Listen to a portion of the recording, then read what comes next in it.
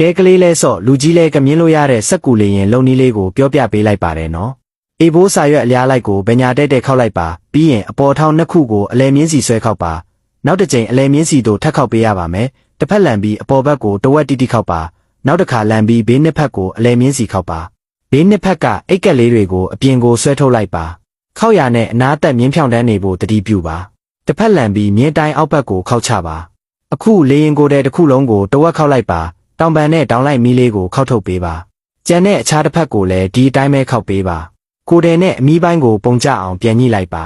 အရန်မိုက်တဲ့တင်ကွင်းလေရင်လေးရပါပြီလွတ်တင်ဖို့အတွက်အေဘိုးစာရွက်ထူကိုဘဘက်အနှဲငယ်ခောက်ပါပြီးရင်အပေါ်ဘက်ကိုတဝက်တိတိခောက်လိုက်ပါအပေါ်ပိုင်းကိုအောက်ခောက်ပြီးနောက်တစ်ကြိမ်အပေါ်ပြန်ခောက်ပါကြံတဲ့တစ်ဖက်ကိုလည်းအခုနအတိုင်းပဲခောက်ပေးပါအောက်ခြေနားလေးကိုအဆောင်လေးဖြစ်အောင်ညှက်လိုက်ပါသားရည်ကွင်းထည့်ပြီးနောက်ဖက်မှာမြဲအောင်ချိတ်ပါတင်ကွင်းလေရင်လေးကိုအပေါ်မှာအသာလေးတင်ပါအနှဲငယ်ဆွဲပြီးလွတ်လိုက်ရင်ပြန်တက်သွားပါလိမ့်မယ်